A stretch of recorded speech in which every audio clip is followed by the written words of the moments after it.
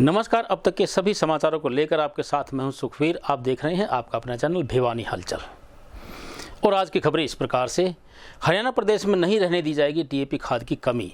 रोजाना प्रदेश में पहुंच रहे हैं 3 से 4 खाद के रैक। यह कहना है प्रदेश के कृषि एवं पशुपालन मंत्री जेपी दलाल का। उन्होंने बताया कि किसान भाई खाद से वंचित नहीं रहने दिए जाएंगे तथा समय रहते किसानों को खाद की पूर्ति फसल की बिजाई से पहले कर दी जाएगी। गौरतलब है कि प्रदेश सरकार द्वारा केंद्र सरकार से बातचीत कर खाद का पूरा इंतजाम कर लिया गया है, जिसके बाद किसी भी किसान को डीएपी खाद को लेकर दिक्कत का सामना नहीं करना पड़ेगा। कृषि मंत्री जेपी दलाल ने अधिकारियों को निर्देश दिए कि खाद की कालाबाजारी और कोई कीमत से अधिक दुकानदार रेट लेता हो या किसानों को खाद के साथ अन्य सामान देने के लिए बाध्य करता हो तो तुरंत उसके खिलाफ एफआईआर दर्ज करवाएं। वहीं कृषि मंत्री ने किसानों से भी अपील की कि अगर कोई दुकानदार या अधिकारी उनको परेशान करता है तो संबंधित उपायुक्त को शिकायत अवश्य करें। साथ ही उन्होंने बताया कि 19 नवंबर को 3 बजे लोहारू विश्राम गृह में एक जनता दरबार लगाया जाएगा, जिसके अंदर कृषि मंत्री के साथ साथ पब्लिक हेल्थ व सिंचाई विभाग के एसीएस भी पहुंचेंगे और किसानों को पानी की समस्या और हर घर में नल से जल देने की स्कीम के तहत अगर कोई दिक्कत हो तो किसान व गांव के लोग दरबार में पहुंचकर अपनी शिकायत दे सकते हैं ताकि उनका निदान किया जा सके। उन्होंने बताया कि सरकार की नीतियां हैं कि गाँव के हर व्यक्ति तक सरकार की योजनाएं पहुंचे और विकास को गति मिले। इस बिजाई की सीजन में थोड़ी बहुत दिक्कत थी खाद की। अभी हमारे पास पर्याप्त मात्रा में डीएपी, एसएसपी, एनपीके आ चुकी है और आज तक जो पिछले साल आज तक खाद जितनी किसानों ने लगाई थी उससे ज़्यादा खाद हम बांट चुके हैं और हर रोज़ हमारे पास 3-4 रैक डीएपी के आ रहे हैं। किसी भी किसान भाई को किसी भी खेत के लिए खाद की कमी नहीं रहने देंगे और पर्याप्त मात्रा में खाद उपलब्ध कराएंगे, चाहे वो डीएपी हो चाहे वो यूरिया हो। आपको चिंता करने की ज़रूरत नहीं है, खाद देना मेरी जिम्मेदारी है। हरियाणा सरकार ने केंद्र सरकार से बात करके भरपूर मात्रा में खाद का इंतजाम कर दिया है। देखिए, सौभाग्य की बात है कि हमारे ज़िले में 2 बार राष्ट्रपति आ चुके हैं।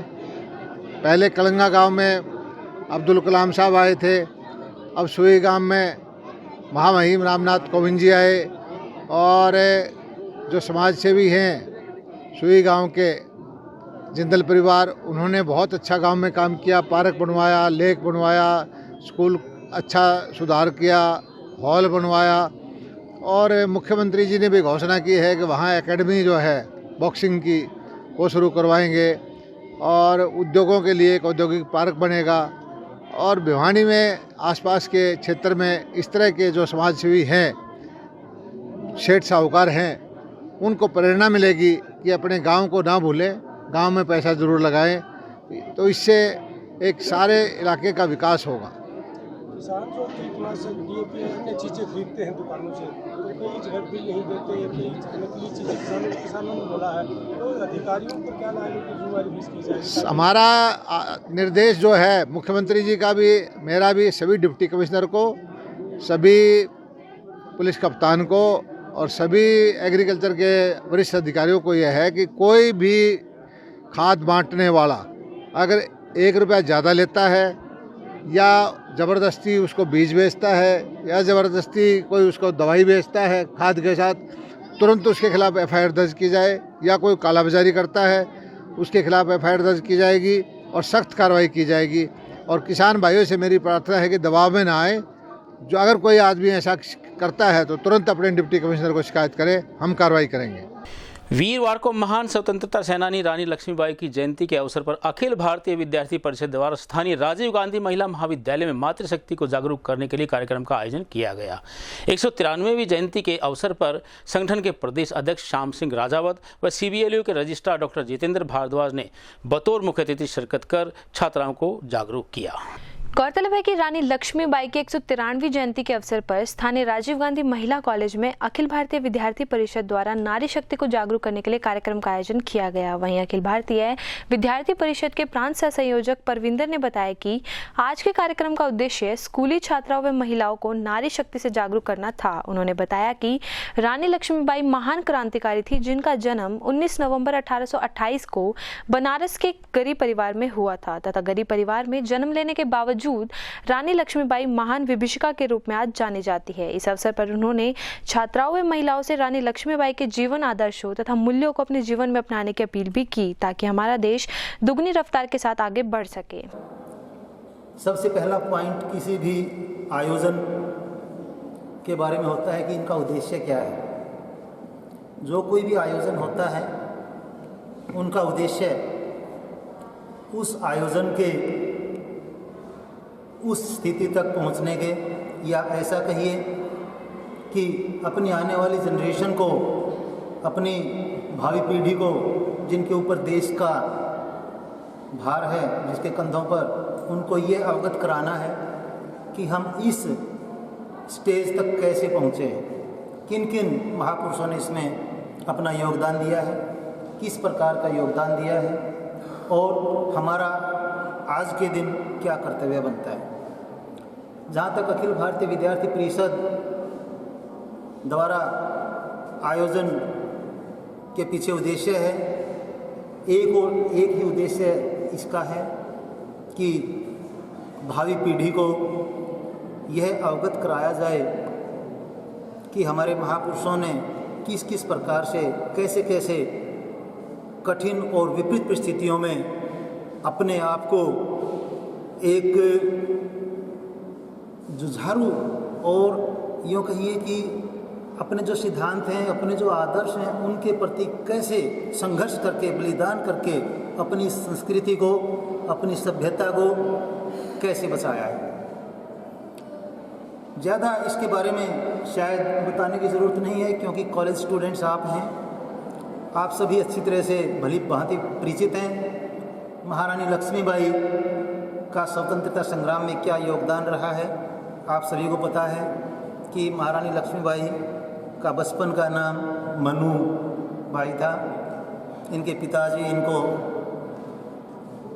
जैसे ही मतलब बाल्यावस्था में इनके ऊपर एक ऐसी विकट परिस्थिति आई थी कि इनकी माता का स्वर्गवास हो गया था, तो इनके पिताजी ने इनका लालन पालन किया।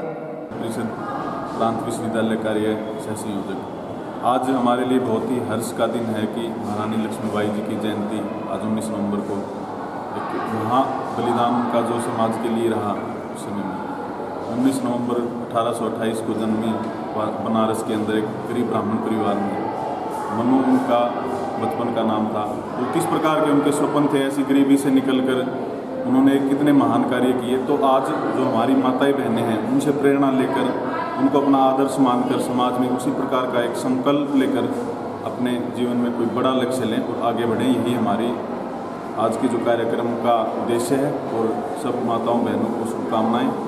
और मैं ऐसी महान विभूति को सत सत नमन करता हूँ।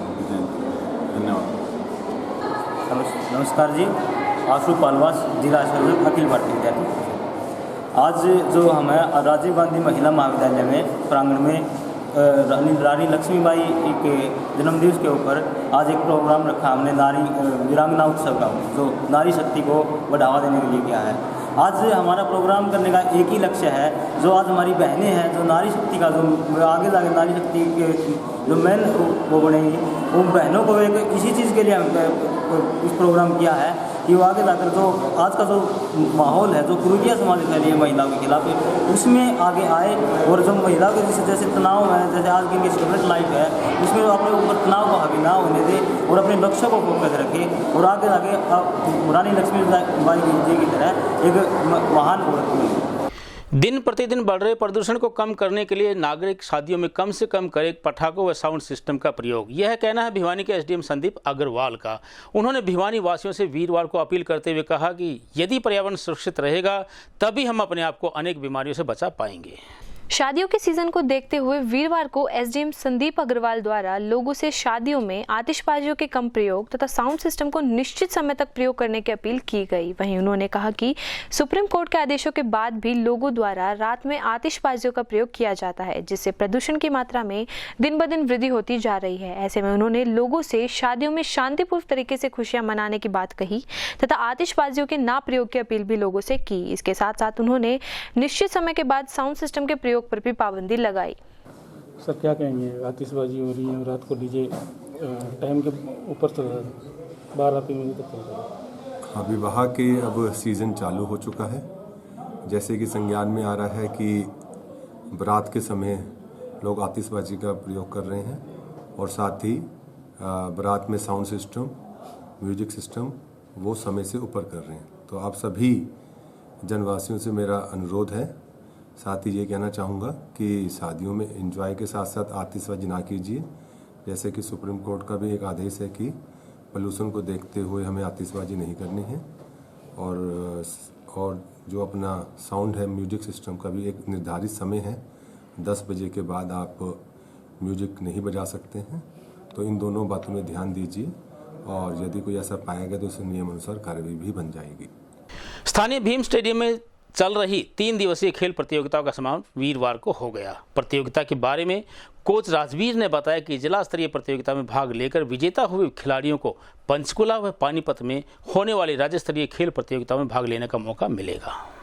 भीम स्टेडियम में चल रही 3 दिवसीय खेल प्रतियोगिता का आज वीरवार को समापन हुआ। इस प्रतियोगिता में जिले भर से 350 लड़के व लड़कियों ने भाग लिया। वहीं जिला स्तरीय प्रतियोगिता में जीतने वाले खिलाड़ियों को 23 व 24 को पंचकुला व पानीपत में होने वाली राज्य स्तरीय प्रतियोगिताओं में भाग लेने का मौका मिलेगा। इसके साथ ही लड़की खिलाड़ियों की राज्य स्तरीय प्रतियोगिता 17 व 19 को भिवानी में ही होगी। वहीं जब प्रतियोगिता के बारे में राजवीर डीपी से बातचीत की गई तो उन्होंने बताया कि पहले खंड स्तरीय प्रतियोगिता भीम स्टेडियम में संपन्न हुई तथा विजेता खिलाड़ियों के विभिन्न खेलों में अनेक प्रतियोगिताएं जिला स्तर पर 3 दिवसीय आज संपन्न हुई है तथा जिला स्तरीय प्रतियोगिता में विजेता खिलाड़ी राज्य स्तरीय प्रतियोगिताओं में भाग लेंगे। वहीं उन्होंने स्कूली स्तर पर खिलाड़ियों का राशन भत्ता बढ़ाने पर हरियाणा सरकार का धन्यवाद भी किया।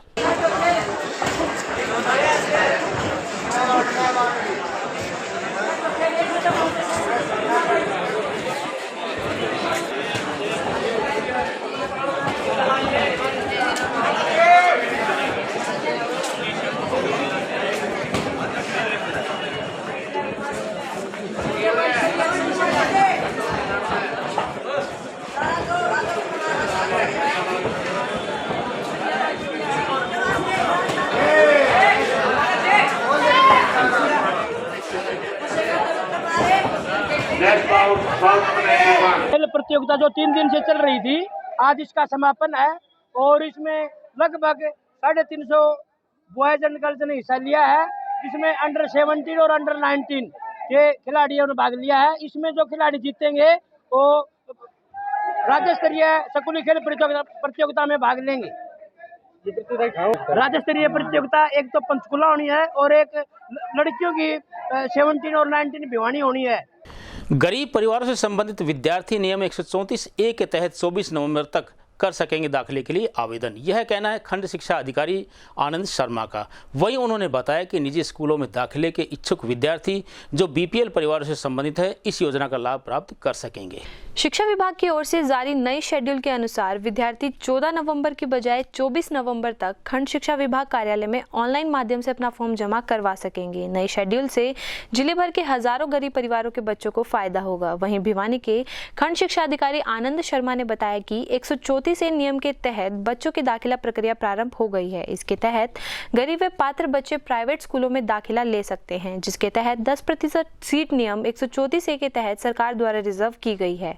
उनकी आवेदन प्रक्रिया प्रारंभ हो गई है। इसमें 2 लाख से कम आय के व्यक्ति व बीपीएल परिवार के लाभार्थी इस योजना में भाग ले सकते हैं। इसके लिए जो भी नियम और शर्तें हैं वह भी जारी कर दी गई हैं। साथ ही उन्होंने बताया कि 24 नवंबर तक दूसरी कक्षा से लेकर 8वीं कक्षा तक व 9वीं और 11वीं कक्षा के लिए बच्चे इस प्रक्रिया में भाग ले सकते हैं। उन्होंने आम नागरिकों से अपील की है कि पात्र बच्चे जल्द से जल्द ऑनलाइन प्रक्रिया में भाग लें और इस योजना का लाभ उठाएं।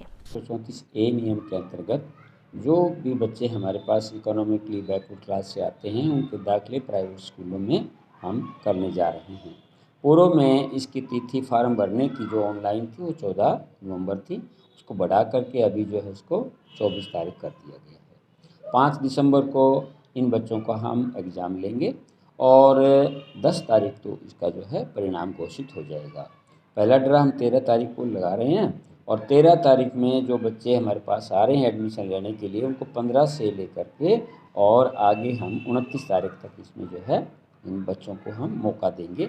जो भी बच्चे इसके अंदर दाखिला ले लेंगे वो सही है, सीट फिर भी बची रहती हैं तो दूसरा जो है हम इसमें लॉट निकालेंगे और इस प्रकार से प्रक्रिया जारी रहेगी। हमें इसमें ज़्यादा से ज़्यादा बच्चों को लाभान्वित करना है, इसलिए इसमें हम नामांकन बढ़ाने के लिए बार बार अपील कर रहे हैं अभिभावकों से, अध्यापकों से और छात्रों से, ताकि ज़्यादा से ज़्यादा इसके अंदर नामांकन। इस दाखिले की जो हमारे पास 134A की प्रक्रिया है उसके अंदर नियम और जो शर्तें हैं वो पूर्व की भांति रहेंगी। मैं यहाँ से खंड शिक्षा अधिकारी होने के नाते सभी पात्र जो भी हमारे पास विद्यार्थी हैं, अभिभावक हैं, उनसे अपील करना चाहता हूँ वे जल्दी से जल्दी इसके अंदर अपना नामांकन करवाएं ताकि प्रक्रिया सुचारू रूप से पूरी करें। सिवानी तहसील के मोतीपुरा गांव के निवासी 62 वर्षीय सुबे सिंह की खेत में काम करते समय बिजली का करंट लगने से मृत्यु हो गई। इस बारे में मृतक के परिजनों ने बताया कि उनके घर में कोई भी आय का साधन नहीं होने के कारण उनकी 2 बेटियों व पत्नी पर दुखों का पहाड़ टूट पड़ा है। भिवानी के गांव मोतीपुरा तहसील सिवानी निवासी सुबे सिंह पुत्र श्री चंद्र उम्र 62 वर्ष शाम को अपने खेत में गया था, जहां पर उसकी करंट लगने से मौत हो गई। वहीं जब सुबह उसके परिजन खेत पहुंचे तो उन्हें वह खेत में मृत अवस्था में पाया गया। मृतक के परिजनों ने बताया कि परिवार में सुबे सिंह की मेहनत मजदूरी करके अपने परिवार का पालन पोषण करता था तथा इसकी मौत से उसके परिवार के ऊपर दुखों का पहाड़ टूट पड़ा है और उनका जीवन यापन करना बड़ा मुश्किल हो गया है। वहीं उन्होंने सरकार से अपील की है कि परिवार को आर्थिक मदद दी जाए जिससे इनका परिवार अपना जीवन यापन आसानी से कर सके। नरसिंह और मेरा ताऊ सुबे सिंह खेत में गया सामने गांव मोतीपुरा जी और ये करंट लगा उससे इसकी मृत्यु हो गई। इसके 2 लड़की हैं, लड़का है वो एक्सपायर हो गया पहले, ताई है बूढ़ी। क्या नाम था, कितनी उम्र थी? ये मेरा दादाजी थे जी, इनकी उम्र 62 साल। क्या नाम था? सुबे सिंह था इनका नाम। ये कब किस टाइम खेत में गए थे? ये रात को पानी लगाने के गए थे, सुबह खेत में गए। जब हमने संभाला इनको ये करीब 7 बजे के करीब की बात होगी, इनकी डेथ हो गई थी करंट लगने से। इनके परिवार में कितने लोग हैं? इनके परिवार में 2 दादा के लड़की हैं, एक लड़का था वो एक्सपायर हो गया। इनके परिवार में कोई वो नहीं है, कमाने वाला कोई नहीं है। हम सरकार से मांग करते हैं इनकी कुछ आर्थिक सहायता करें। हनुमान गेट स्थित बैकुंठ धाम के पशुपतिनाथ मंदिर प्रांगण में बीते 10 नवंबर से श्री राम कथा का भव्य आयोजन किया जा रहा है। वहीं आयोजकों ने बताया कि शुक्रवार को भव्य श्री राम कथा का समापन हवन यज्ञ व भंडारे के साथ किया जाएगा। कथा का रसपान कथावाचक पवन शास्त्री द्वारा किया जा रहा है। गौरतलब है कि स्थानीय हनुमान गेट स्थित बैकुंठ धाम के पशुपतिनाथ शिव मंदिर में भव्य श्री राम कथा का प्रसारण 10 नवंबर से 18 नवंबर तक कथावाचक पवन शास्त्री द्वारा किया गया, जिसके बाद कल 19 तारीख को राम कथा का समापन हवन यज्ञ व भंडारे के साथ किया जाएगा। वहीं आपको बता दें कि राम कथा के माध्यम से लोगों को मर्यादा पुरुषोत्तम राम के जीवन, उनके मूल्यों तथा आदर्शों को अपने जीवन में लाने के लिए प्रेरित किया जा रहा है। राम कथा का आयोजन जन कल्याण को ध्यान में रखते हुए किया गया। इस अवसर पर धाम में श्री राम जी की विभिन्न झांकियां भी दर्शाई गई।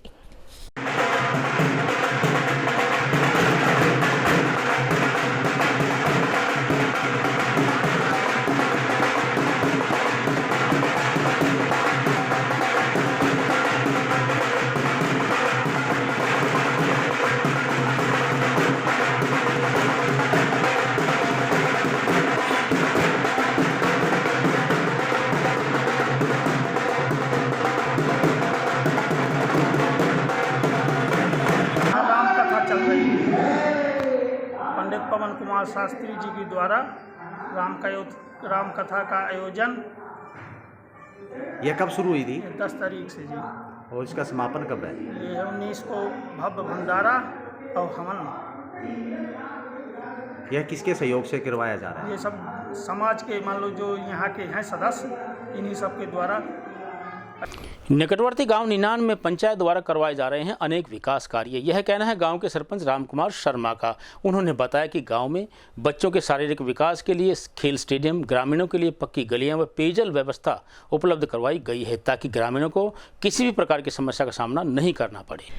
शहर की तरह गांवों में भी निरंतर अनेक विकास कार्य किए जा रहे हैं। इसी कड़ी में गांव निनान की पंचायत द्वारा गांव के विकास के लिए हर संभव प्रयास किया जा रहा है। वहीं गांव के सरपंच रामकुमार शर्मा ने बताया कि गांव के विकास के लिए उनके द्वारा सड़कों को पक्का किया गया, पानी की समुचित व्यवस्था का प्रबंध किया गया। वह गाँव में पार्कों का निर्माण तथा साफ सफाई का कार्य निरंतर जारी है। वहीं गाँव में खेल स्टेडियम का निर्माण भी हो चुका है, जहाँ बच्चे खेलों में अपनी भागीदारी सुनिश्चित कर स्वयं को तंदुरुस्त व चुस्त रख सकेंगे। ये जो पार्क का निर्माण करवाया ये किन्होंने करवाया? ये श्री मांगेराम भगत जी की सरपंच जी ने बनवाया है। बहुत विकास कार्य करवाया उन्होंने। ये पार्क की देन और जो भी ये बना रखा है कम्प्लेक्स वगैरह उन्होंने बनाया। सब कुछ जो लगे हैं बच्चों को खेलने के झूले, पार्क वगैरह सब उनकी देन है। रामकुमार मांगेराम भगत जी, गाँव निनान, ब्लॉक भिवानी से सरपंच हूँ। मेरे गाँव में 10 साल हो गए। दूसरी योजना हमारी गांव वासियों की भगवान की दया से अभी पूरी होने जा रही है। हमने गांव में पूरे अच्छे काम किए हैं। गांव में पार्क बनवाया है, सभी सड़कें पक्की करवा दी हैं, सभी जोड़ों की रीडिंग वाल खिंचवा दी है। हर घर में पानी, हर घर में घर के लिए गली और पूरा विकास उसका स्कूल का सुधार किया है। मिनी स्टेडियम बनाया है, गाँव में सभी पार्क बनवाया, कम्युनिटी सेंटर बनवाया है और सभी पानी की निकासी पूरे गांव की अच्छे से करवाई है। कहीं भी गली में, एक गली में भी थोड़ा बहुत पानी कहीं भी इकट्ठा नहीं होता है। पूरी गलियां साफ सुथरी हैं और आगे भी हम आपको सभी को विश्वास दिलाते हैं कि गांव के विकास के लिए दिन दूनी रात चौगुनी काम करेंगे। काम किया है, काम करेंगे, जन जन का सम्मान करेंगे, माता बहन का मान रखेंगे और देश का, गांव का विकास करेंगे। अब मुझे दीजिए इजाजत। देखते रहिए आपका अपना चैनल भिवानी हलचल।